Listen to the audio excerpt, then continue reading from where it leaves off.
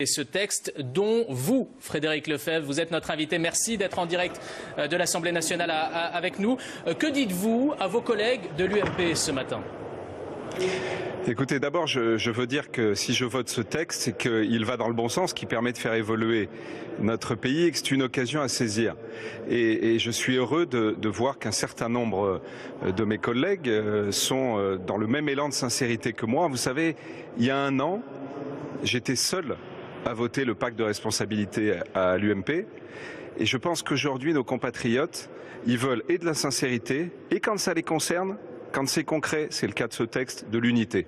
Alors je lance un appel à tous les parlementaires de l'opposition, justement parce que ce vote va être serré.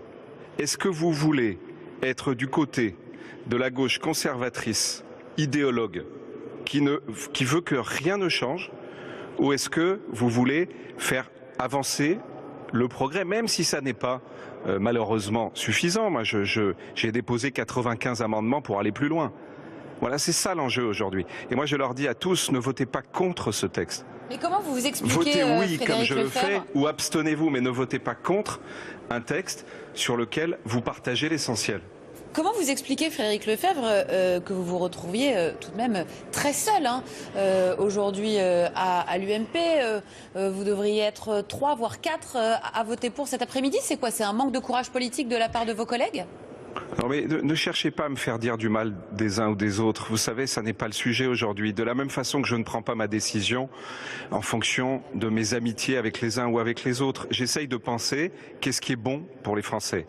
Et c'est vraiment ce que je dis à mes amis de l'opposition. Vous savez, vous parlez de l'UMP, je parle tout autant à mes amis de l'UDI.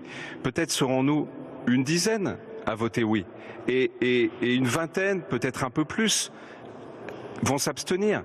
Eh bien, ceux, en tout cas, qui ne voteront pas contre le texte, feront preuve de sincérité.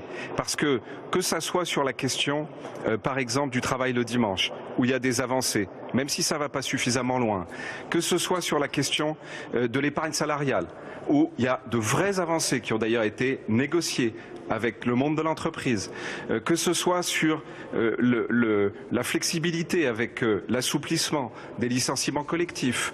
Et je pourrais multiplier les exemples. Ce texte va dans le bon sens. Il y a encore des sujets sur lesquels il faut trouver des équilibres. Et je compte sur le Sénat. Moi, j'ai un amendement, j'avais le même d'ailleurs que Philippe Vigier, le président du groupe UDI, pour supprimer le corridor tarifaire. Parce que je pense que sur les notaires, l'équilibre n'a pas encore été trouvé. La majorité a mis des remises. Mais je souhaite que le Sénat s'en empare. Donc il y a des points sur lesquels il faut encore faire évoluer ce texte. Le débat va se poursuivre, Frédéric Lefebvre, au Sénat, évidemment, après l'Assemblée. Mais c'est Nicolas Sarkozy qui a fixé la ligne de l'UMP. Vous appelez à un élan de sincérité de la part de vos collègues. Il manque de sincérité, selon vous, Nicolas Sarkozy. Il aurait pu faire voter cette loi sous son quinquennat?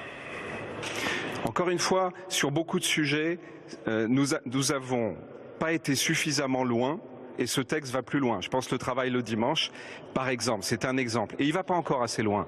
Mais il y a d'autres sujets sur lesquels nous avions décidé de le faire. Nous avions annoncé que nous le ferions. Ou, il y a quelques mois, nous appelions le gouvernement à réagir et à le faire. Alors, vous avez raison, la sincérité, c'est faire ce que l'on croit, faire ce que l'on pense bon pour le pays.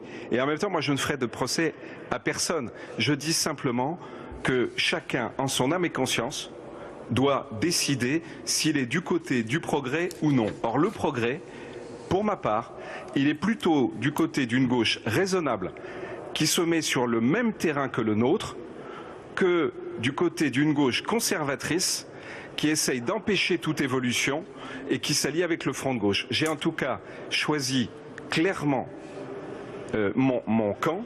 Je serai au rendez-vous de ce texte, je voterai pour le progrès. On a bien compris votre message. Merci de l'avoir exprimé ce midi.